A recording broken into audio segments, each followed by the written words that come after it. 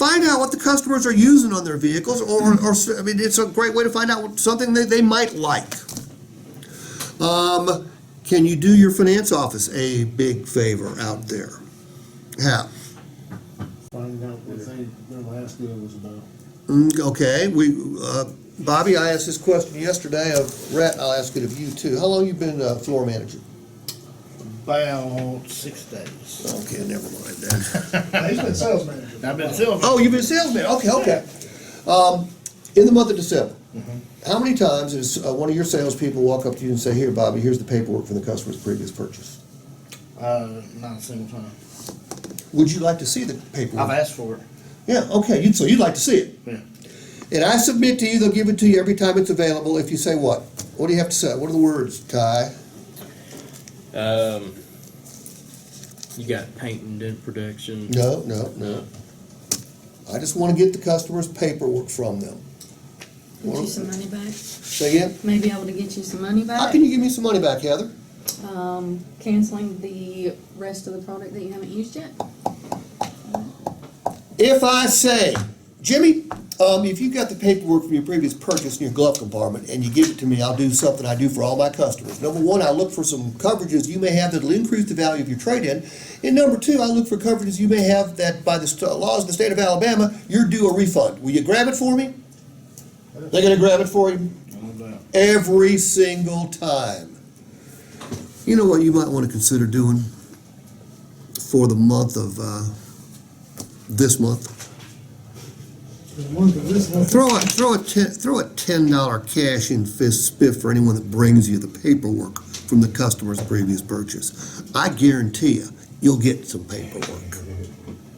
You might actually start a trend. Okay? All right. What else can you do with the customer's trade when you're walking it? You're going to find out. You're going to discover rapport building information. You're going to discover how they use their vehicle. You're going to discover stuff they may want on their next vehicle. You're going to discover whether they're a pig or not. You're going to discover a lot about the customer, but what else can you do? Where they bought it. Where they bought it, sure. Was it a buy here, pay here or not? Okay, right, well, that could come with the paperwork too. Look, your interest rate's 36.9, all right.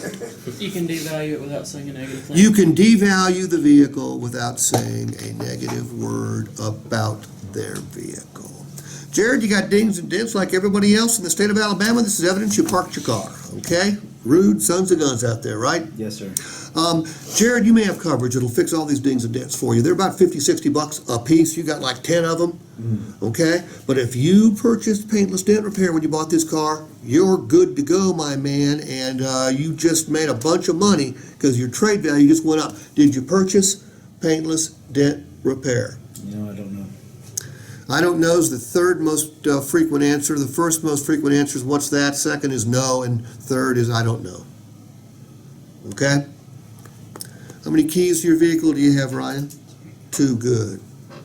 How many keys do you have, Chris? 1. Where's that other key? Alright, some goes first though. Okay, the reason I ask is the more keys you have, the more valuable your vehicle.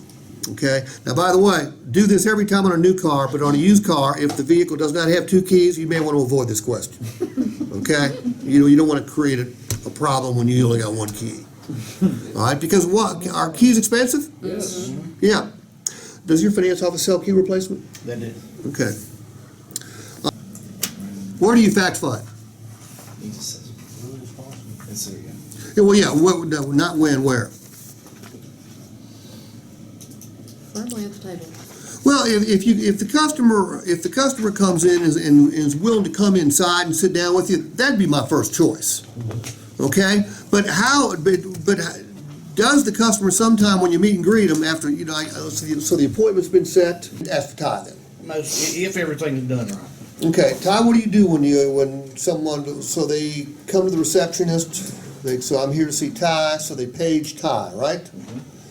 All right, you go out and you introduce yourself to them, right? Then what do you do?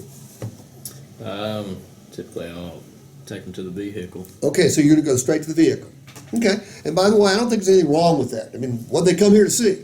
The vehicle. They didn't come here to be interrogated. They came here to see a vehicle.